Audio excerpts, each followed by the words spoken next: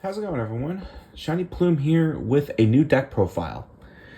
I'm actually very excited about this one. This is a Rikka Sunavalon deck that I've been playing a little bit lately because of the new format of Justice Hunters with Yummy, Dracotail, and Canine. In this video, I'm going to go over the deck profile and then my philosophies behind why I'm playing certain cards, and then we'll go over a combo for all these people who probably have not played Rikka Sunavalon before. But if you just want the deck profile, I also have a 1 minute short on the deck profile if you just want that. Without further ado, let's get into the new deck for Rikka Sunavalon. Going into this, by the way, there are no Rikka cards, there are no Therion cards, and the only aromas are the ones in the extra deck. So I'm going to start off 2 Loci, 1 Twin, 1 Sowing. If you've played Rikka Sunavalon before, this is fairly standard. Some people play 3 Loci, some people play 2 Sowing. Some people don't play Twin, and I've been trying to cut Twin, and you can cut Twin in this deck, but I felt like it was still somewhat useful to have in this particular version. Then for the Rikka cards, play 3 Petal, 1 Primula, 3 Princess, 2 Mudan, 1 Snowdrop. Now, with Rikka Sunavalon, Rikka, Therion, that whole 60 card pile, usually the Rikka engine is much smaller, but I felt like in this format, you kind of need some backup plans because you're not going to really go full combo with any deck, and I felt like the other engines just ended up being brickier. So you need something a little bit more control, a little bit more mid-range, I guess, and that's why I'm playing a higher Rikka count than most other decks. Then for the other plants, I play 1 Lone Fire, 1 Titanial. If you've followed my channel enough, you know that Titanial is just a pet card of mine, but also it's searchable with Rikka Glamour if you also search Snowdrop. And this card could easily be Lily Borea, but I just like Titanial. That's basically the reason. But yeah, if you want to play the Lone Fire Titanial or the Low Fire Lily Borea, you absolutely can, but these cards are not necessary. I just like them. Then for the spells, we got 3 Unexpected Die. Unexpected Die gets you Sunseed Geas Loci. It's full combo without a normal summon. You could also play Primite Roar if you want to. I'm not playing it in this version because this version plays 44 cards, 3 Rikka Con. Now this is something that is completely underrated in this deck, is the power of the field spell as a board breaker, especially with a lot of turn 0 plays. We'll get more into it when we talk about the philosophy of this deck, but this card is ridiculous in this format. 3 Rikka Glamour searches your Rikka cards and also can search Titanial or Sunseed Geas Loci. For the traps, 1 Rikka Sheet and 1 Rikka Tranquility. I just like Tranquility as well. Tranquility is also a pet card, but in this format, Rikka Sheet is way better. Then for the non-engine, I'm actually playing a lot more non-engine than I'm used to in this deck. So for hand traps, Ghost Bell, Ghost Ogre, Ash Blossom. Aside from Ash Blossom, the hand traps are not very good into Dracotail, but they are really good into Canine. So that's part of the reason I'm playing these. Obviously, Ash Blossom's good into a lot of things. It's really good into Charmies, which is still a weakness of the deck. I will not deny that Fuelos and Purulia do kind of mess you up. Ghost Ogre is really good against also the Vanquish Soul field spell or Dr. Madlove. And Ghost Bell is really good against GWC06 and Malice and Underground. I really still wanted to respect Malice a little bit. And there are some applications to it against Dracotail and Yummy. But Ghost Bell is probably the most cuttable of the hand traps. Then for spells, 3 Forbidden Droplet, 1 Talent, 1 Called By. Droplet, I think, is really good into everything this format except for Yummy, because Yummy has the Herald of the Arclight they like to go into. Talent is absolutely insane in this format with all the turn 0 plays. I want this card to go back to 3. It's my favorite. And Called by the Grave is just really good against hand traps. And then finally, the last main deck card is 3 Triple Tactics Thrust.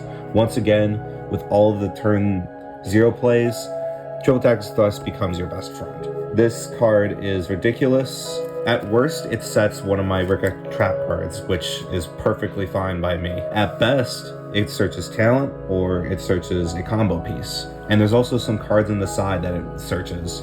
So there's a lot of reasons to play Thrust. You can even cut hand traps to play more board breakers like Dark Ruler and Evenly Matched. But Thrust is very, very good this format. Alright, then we get to the extra deck. Start with the XZs. Play 3 Strenna, 2 Teardrop, 1 Sacred Tree Beast. I've seen some lists cut Teardrop entirely. Teardrop's just one of my favorite cards, but also I still think it's pretty good this format. Sacred Tree Beast is generally somewhat better. And then I'm also playing 3 Strenna because I'm playing a higher XC's count in general with this package because of Sunavalon Dryas still being at 1. Like I said, 1 Dryas, 1 Healer, 1 Thrasher. Thrasher is probably the most cuttable out of all of these. These are must-haves if you're playing the Sunavalon stuff. They just get all your plays started and gets you sewing and gets you all the link combos. Also playing only 2 Jasmine. Because I cut the aroma cards from the main deck, I don't really see a reason for me to play more than 2 of this. Heck, sometimes I only make 1 of that. You don't really need it to search in this version of the deck. You don't have a reason to make it more than twice. If Healer, or if Dryas goes back to 2 or 3, I would still only play 2 of this, but you would actually get your search with it, so it's fine. Then 1 Dance Peon, 1 Melius. Dance Peon comes in clutch when you have been stopped on most of your plays, and the best thing you can do is gamble. And of course, also its second effect is to make 2 monsters and points to the same level, so it can be really good for your XC's plays. Melius helps you link climb and make Bang Lancer. Speaking of which, Bang Lancer the Resurgent, and then Aroma Lilith Rosemary. Even though I don't have the main deck Aroma cards, Rosemary is still pretty good because it banishes any card on the field and gains you life points, which did help me win one of my games. Now for the side deck. This is obviously the most flexible part of the deck for me. I think side decks really depend on what event you're going to or what your locals is like. So for the locals I was going to, I played in the side 3 Rose Archer. What this does is if you control a plant monster and your opponent activates a trap card, you can discard this card to negate the activation and destroy the trap card. This card, I played 3 Droll because I wanted to respect Mitsurugi, and 3 Lancier because I wanted to respect Malice. I also played 1 Naturia Rose Whip. This helped me win 1 game against Draco Tail because they need a lot of their spells and traps to activate, especially if their hand's not great. They don't have a lot of monsters in their hand because one of their cards just searches and then fuses. Another one is basically a branded fusion, which is another reason why Ash is really good against Draco Tail, because their spells often search or send from deck to grave. So if you have Rose Whip on the field and you Ash their first spell, well, they just lose the game. Then we got Duster, 2 Dark Ruler. Dark Ruler No More is really good against Yummy and helped me win a couple games. Also, the nice thing about Dark Ruler No More is that with the right board in this deck, you don't care about Dark Ruler No More. And Harpy's Feather Duster is honestly one that I might want to main deck because this card is extremely good against Draco Tail and pretty good against Vaporsol. And the reasoning for those is because, well, Vaporsol has their field spell and Snow Devil, which are 2 really, really good cards. And Draco Tail likes to set their spells and traps directly from deck so they can use them later. And if you just Duster them, they just lost all their advantage they just accumulated. And they also have a spell Negate as a trap card. So threatening to destroy all the back row forces out that card. I might play Lightning Storm in the future, but I didn't think it would be great with all the turn 0 plays. Then for the last 2 cards I played in the side, Rival of Warlords, I didn't really draw it, but the reasoning for that is it really shuts down a lot of decks that have multiple types. Obviously, Yummy and Malice are not affected by this, but a lot of the other decks are. Especially if they're splashing in things like K9 or Draco Tails, both spellcasters and dragons, so you lock them out of half of their types, which they can still play around, but it does hurt them. And then, of course, again, I wanted to respect Rise of Mitsurugi. And then finally, the last card I played in my side deck was Different Dimension Ground. This card, ridiculous. This card really did help me beat Draco Tail, because the theory behind me playing it, I'll get into in a moment. Alright, so let's get into the deck theory behind some of the cards I played in the Rikka Sunavalon deck. The first one is Rikka Concon. Why am I playing this card at 3 if it's not a starter? Well, this card I have played at 3 during tier format, back when Rikka Sunavalon was extremely good. And the reason why is because this card really, really punishes turn 0 plays. So if you don't know what Concon does, the main thing that matters for the turn 0 plays is that once per turn, soft once per turn, if you attribute a plant monster you control the activated Rikka card or effect, you contribute one face-up monster your opponent controls even though you do not control it. So a lot of the Rikka cards tribute for cost, like Rikka Glamour, Mudan, even Rikka Princess. So, because it tributes for cost, your opponent cannot respond with the monster that you're tributing. So, the reason that this punishes turn 0 plays is because, well, your opponent is going to commit monsters to their board, like K9 cards or Draco Tail cards. So, if they do that, and you have the field spell, then you can just tribute their monsters that they spent so much time setting up to try and interrupt you, and you basically interrupt them back. It's basically the counterplay to the turn 0 plays. And going second, if your opponent establishes a board, sometimes just activating this is enough to pressure a lot of interruptions from them. Because they know that if they don't respond immediately to the field spell, then their stuff's going to get tributed. So, like, my opponent summoned a Red Eyes Dark Dragoon against me. I just activated the field spell, and they had to negate it, because if they didn't, I was going to tribute their Dragoon for cost. Or even against, like, Draco Tail, they have their spell negate. Sometimes just activating this baits out that spell negate. And it's really, really good against those decks in particular. It's not as great against Yummy because they have so many monsters on their field. There's not one monster to tribute that makes a big difference. And obviously against Mitsurugi, they like being tributed. But against other decks, even like Malice, this deck card is actually really good against Malice too, because then you once again force out a lot of interruptions just with this one field spell. And it being soft once per turn means that if you activate another field spell in the turn, you basically do the thing anyway. The next big card in my theory is Triple Tactics Thrust, because I've been talking a lot about the turn 0 plays, and what do I mean by that? Well, both Draco Tail and K9 can play basically on your turn because they have a lot of main phase effects that are quick effects, such as Draco Tail being able to discard one card to fusion summon on your turn. And then K9, obviously, if you activate a monster effect in your hand, then at any point they can summon a bunch of guys and make a rank 5. And then, of course, you also have Vanquish Soul with the Holly Sue, and you also have Malice with the March Hare. So there's a lot of decks right now that can play on your turn 1 and try to interrupt you. Granted, it's not as powerful as Tearlaments, but it's still really, really powerful.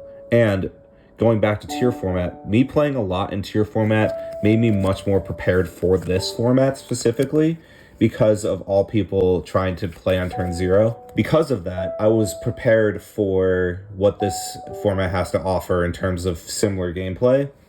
So Triple Tactics Thrust, Triple Tactics Talent are two cards that are extremely powerful because your opponent is going to activate monster effects during your turn. and they're going to have monsters on their field, so you get a search rather than a set. The next card I want to talk about in terms of the plant deck theory is Rikka. So it targets one face-up monster your opponent controls. Also, you contribute one plant monster that players cannot activate the face-up monster's effects until the end of the turn. Then if you tribute a plant monster, you activate this card, take control of the monster until the end phase. So the long and the short of it is that you can target a monster on the field. It can't activate neither player can activate its effects, but if you tribute a plant monster, you can take control of it until the end phase. Now, the reason it's so good is because combined with the field spell, you can replace tribute a plant monster with tribute a monster your opponent controls. So if your opponent has 2 monsters on the board, you basically tribute one of them for cost and take the other.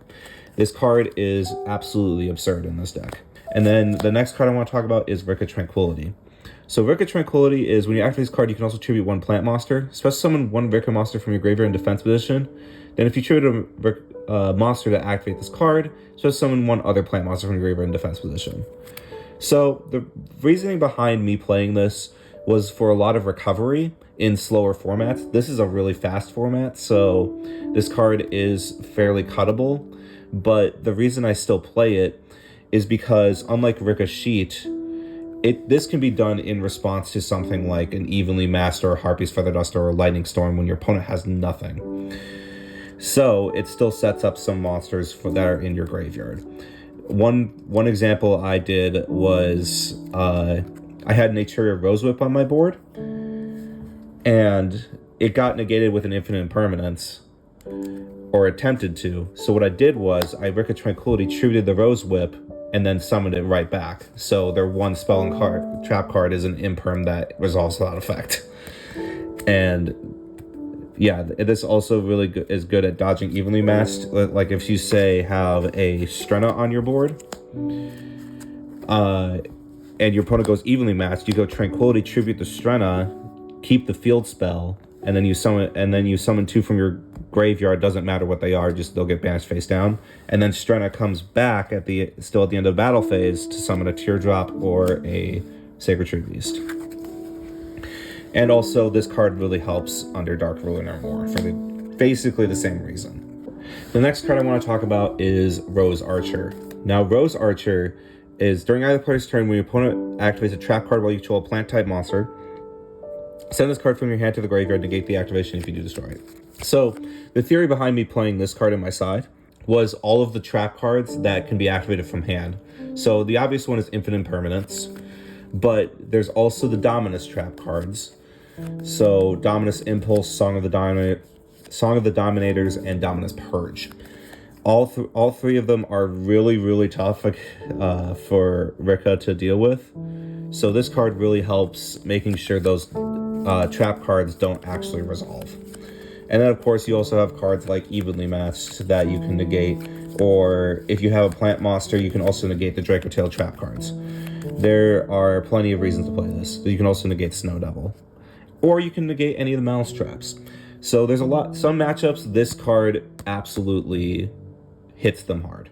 Finally, the last one I want to talk about is Different Dimension Ground. So the reason I picked this card as a thrust target is specifically for Draco Tail, because Draco Tail really needs their monsters in graveyard to get their effects, because the Draco Tail Fusion targets monsters in the graveyard to add them back to the hand, or it also, all the Draco Tail main deck monsters have a effect where if they're sent to the graveyard as fusion material, they get effects like searching, popping cards, etc., etc. So if you play Different Dimension Ground against them, they still get their fusion summons, but that's all they get. They don't get any of their monsters back, and they don't get any of their monster effects. So this card ends up being really good against them. And if they don't want to commit to a fusion summon, then their turn basically gets skipped and it's back to you. Yes, they can play on your turn, obviously, but it still really helps to play this card. So let's go over a basic combo with Rikka Sunavalon. You can start with either Normal Summon Loci or Unexpected Die for this combo. For this combo, I'll just start with Unexpected Die because it makes the whole combo without a normal summon, but either way it works. So, unexpected die, summon the Loci from the deck, or normal summon the Loci from your hand. Then link 1 into Sunavalon Dreas, activate Sunavalon Dreas' effect to add a Sunbind card from your deck to your hand. In this case, it would be the Sunbind Sowing. Sunbind Sowing is special summon a Sunseed monster from your deck, and if you do, you take 1,000 damage.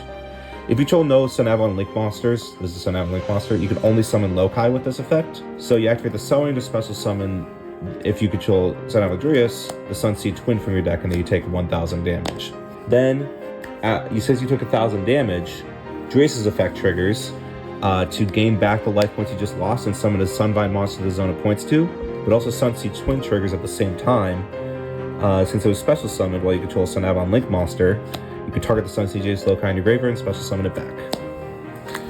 So you summon back the Loci, summon the Sunbind Healer. At this point, you can go Healer target Dreas to gain 300 life points. Doesn't come up very often, but you can do that. You can summon Thrasher instead if you want to. For this combo, it actually doesn't make a difference. Then, link 2 and summon Aromaseraphic Jasmine.